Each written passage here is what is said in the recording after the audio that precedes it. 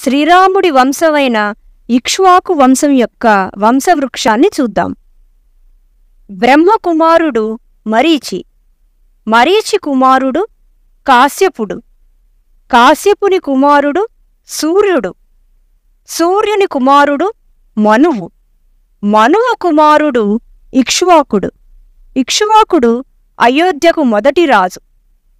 ఇక్ష్వాకుని కుమారుడు కుక్షి, కుక్షి కుమారుడు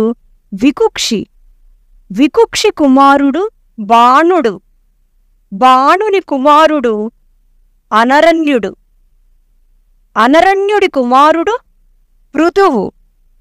పృథువు కుమారుడు త్రిశంకుడు, త్రిశంకుడి కుమారుడు దుందుమారుడు, దుందుమారుడి కుమారుడు యువనాశ్వుడు, యువనాశ్వుడి కుమారుడు మాంధాత, మాంధాత కుమారుడు సుసంధి, సుసంధి కుమారుడు ధ్రువసంధి ప్రసేనజిత,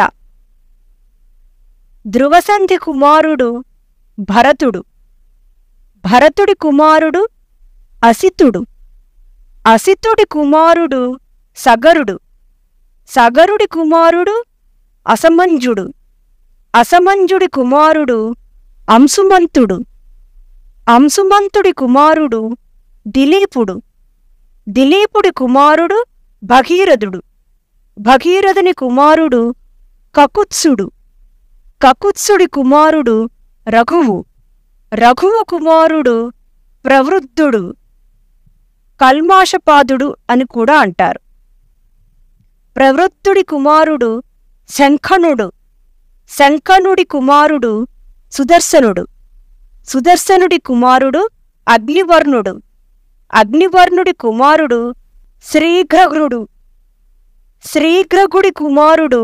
మరువు, మరువు కుమారుడు ప్రశుశ్రుకుడు, ప్రశుశ్రుకుడి కుమారుడు అంబరీషుడు, అంబరీషుడి కుమారుడు సహుషుడు, సహుషుడి కుమారుడు యయాతి, యయాతి కుమారుడు